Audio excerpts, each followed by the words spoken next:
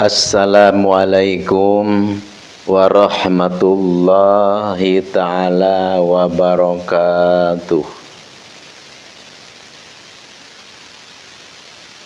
Alhamdulillahil qail innahum fityatun amanu birabbihim wazidnahum huda.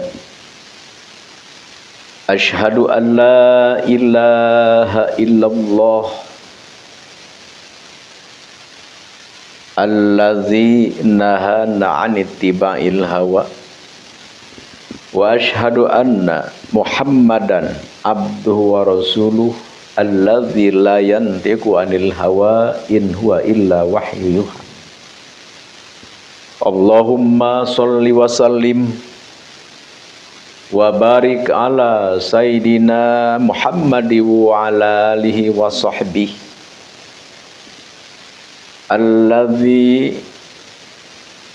alladzina jahadu litakuna kalimatullahi hiyal ulia. Amma ba'd.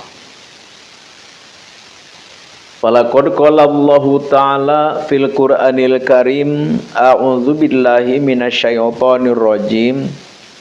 Bismillahirrahmanirrahim. Qalu subhanaka la ilma lana illa ma'allamtana innaka antal alimul hakim. Al-ayah wallahu a'lam bimuradi bidzalik. Wa qala nabi sallallahu alaihi wasallam i'mal lidunyaka ka'annaka ta'isu abada wa amal li akhiratika ka'annaka tamutu ghada. Alhamdulillah, Allah subhanahu wa ta'ala memberikan kepada kita kenikmatan yang sangat istimewa, kenikmatan yang sangat luar biasa. Apa? Yaitu adalah kita masih bisa bernafas. Kita masih afiah,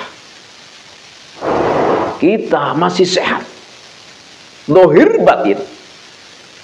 Alhamdulillah.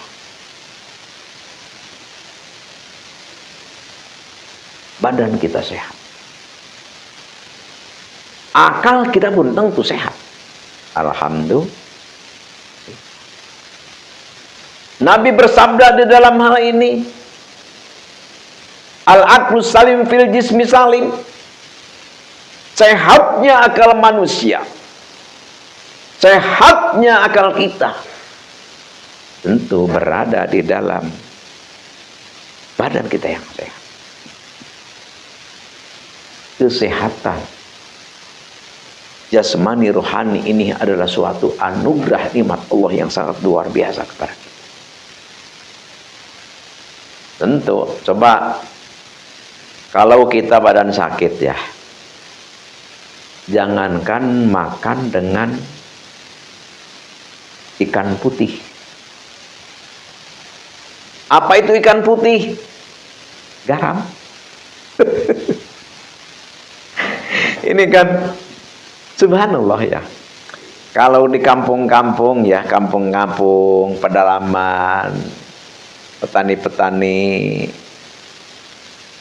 mereka tidak begitu tahu dan tidak begitu mementingkan tentang hal 4 sehat 5 sempurna. Ya paling yang dipikirkan itu adalah 4 sehat 5 kenyang, berarti gitu.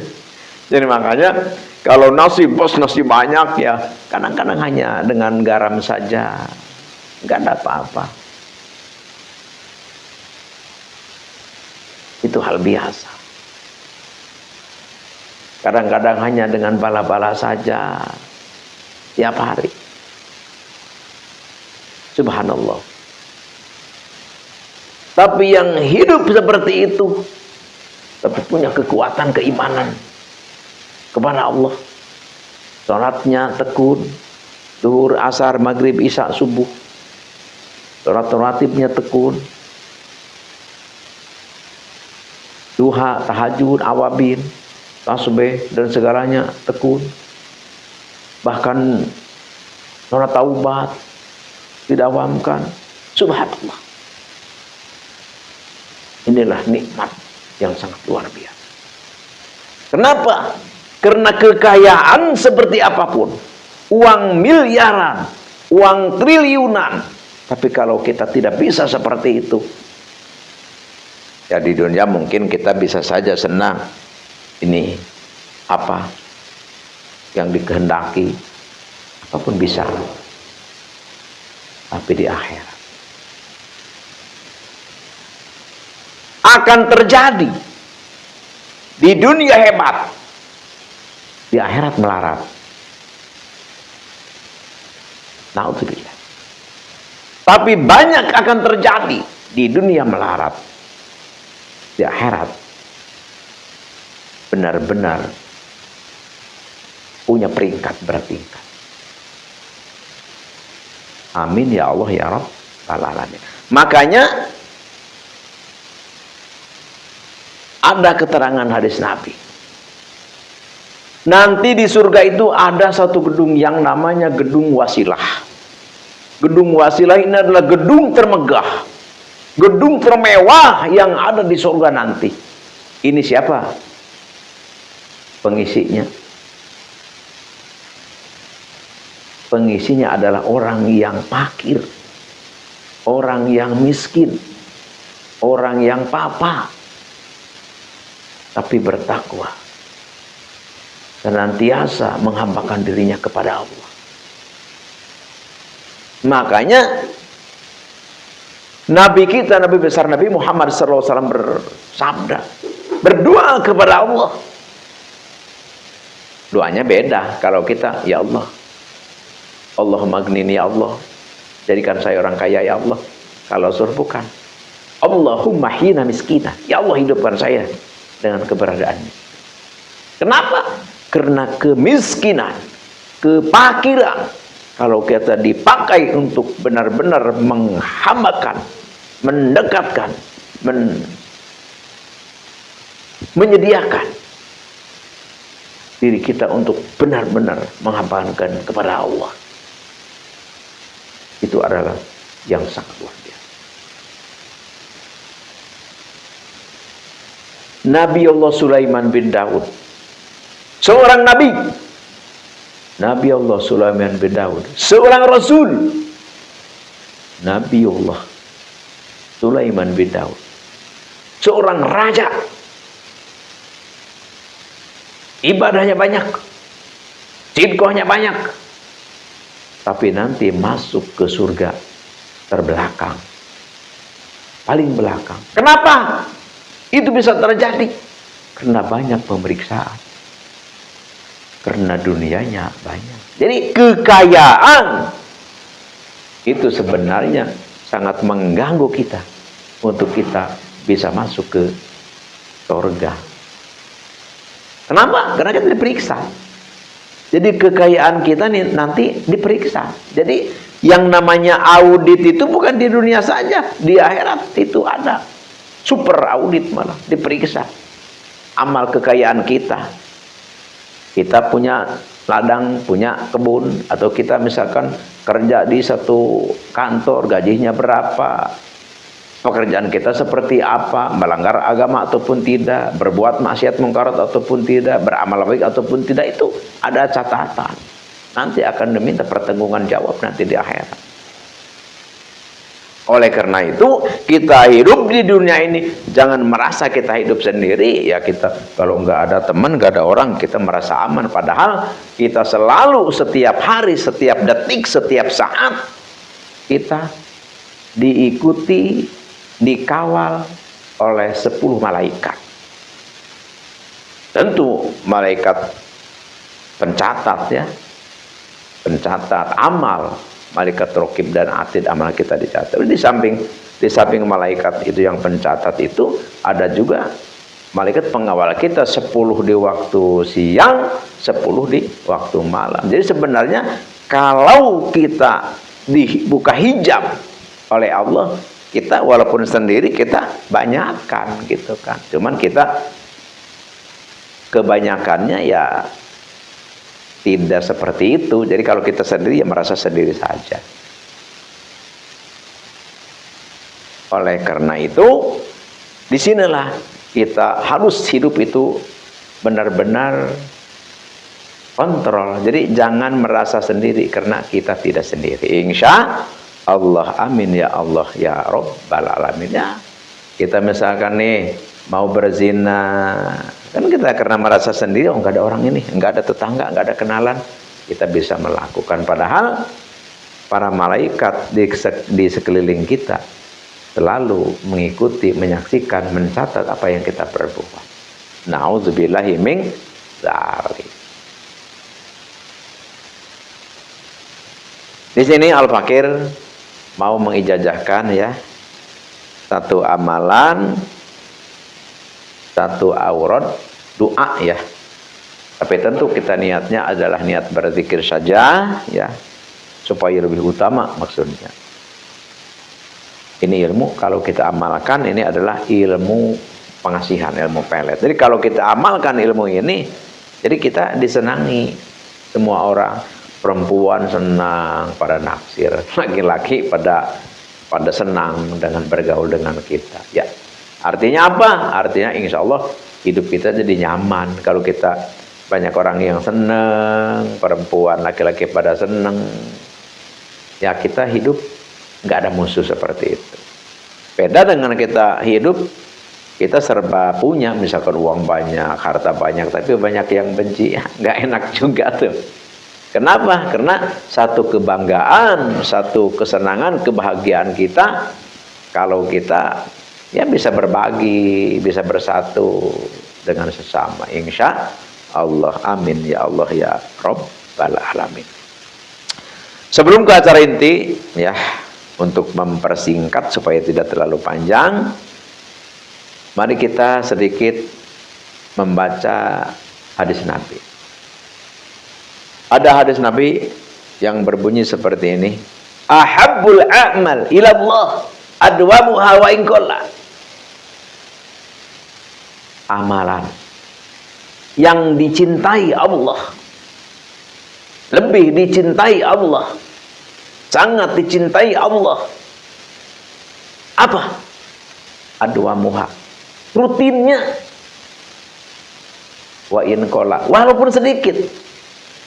Contohnya, ya misalkan kita gini, membiasakan kita sholat duha misalkan, walaupun 2 rakaat, tapi terus gitu. Ketimbang kita 12 rakaat sekaligus, 4 rakaat sekaligus, atau 8 rakaat sekaligus, tapi hanya sehari, hanya seminggu, hanya 1 bulan, hanya 1 tahun, agak mending. Ini kadang-kadang baru 1 kali, 2 kali, itu kurang baik. Jadi baiknya walaupun 2 rakaat, tapi dawam seperti itu. Ya, seperti itulah yang lain-lainnya. Sidqoh. Ya, enggak usah kita sekali sidqoh 1 juta, tapi enggak sidqoh lagi. Itu pun baik, tapi lebih baiknya itu adalah walaupun misalkan 100.000 gitu kan, tapi terus dawam gitu. Insya Allah, amin ya Allah ya Rabbal alamin. Amal yang paling dicinta oleh Allah adalah amalan walaupun sedikit tapi rutin, jadi rutin. Itulah apa yang kita bisa petik dari pembicaraan kita ini. Ayo kita biasakan beramal dengan rutin. Biasakan sholat duha, biasakan sholat tahajud, biasakan sholat tasbih, biasakan sholat taubat, biasakan sholat awabin, biasakan sholat fajar, biasakan sholat isyraq. Dawam, rutin. Tuh jangan gerbek. Banyak. Oh saya tadi malam habis tahajud saya 100 rakaat. Tapi satu malamnya nggak ada ketusurannya, nggak ada terusannya lagi. Jadi jangan seperti itu. Kenapa? Karena dawamnya itulah yang bernilai. Sehingga orang yang membiasakan sholat tahajud, derajatnya akan diangkat oleh Allah dengan setinggi-tingginya. Mukanya oleh Allah akan diberi cahaya. Doanya oleh Allah akan diberi kemustajaban. Begitu juga sholat duha. Kalau kita dawam sholat duha, tiap hari kita selalu dipanggil oleh para bidadari di surga, oleh para malaikat di surga. Hai orang-orang yang sholat duha, udkhulu, ayo masuk. Di babid duha. Ada di surga itu ada pintu namanya ad-duha. Itu orang-orang yang dawam duha itu masuk ke surga lewat pintu itu. Oleh karena itu, yang belum rutin, ayo kita rutin. Ya, itulah. Jangan banyak-banyak, 2 rakaat aja dulu, 2 rakaat.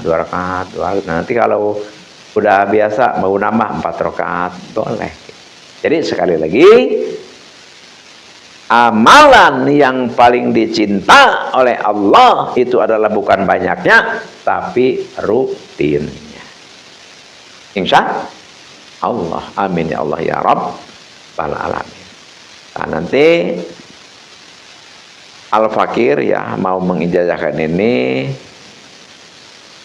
ilmu amalan doa ini. Al-Fakir tidak dibacakan di sini karena untuk tidak terlalu panjang video ya. Silahkan dilihat di kolom deskripsi saja. Nanti Al-Fakir tulis di kolom deskripsi dengan cara-caranya. Nanti kalau kurang mengerti atau kurang jelas, Al-Fakir tunggu, silahkan hubungi Al-Fakir. Hanya inilah yang Al-Fakir bisa sampaikan. Semoga bermanfaat dan semoga ini menjadikan satu wasilah untuk kita diberi rahmat oleh Allah Subhanahu wa taala, dan semoga menjadi wasilah turunnya rahmat Allah Subhanahu wa taala kepada kita semua. Sekian demikian Al-Fakir, mohon maaf atas salah hilaf dan keliru. Wallahul muwaffiq ala aqwamit thoriq wa billahi taufiq wal hidayah. Wassalamualaikum warahmatullahi wabarakatuh.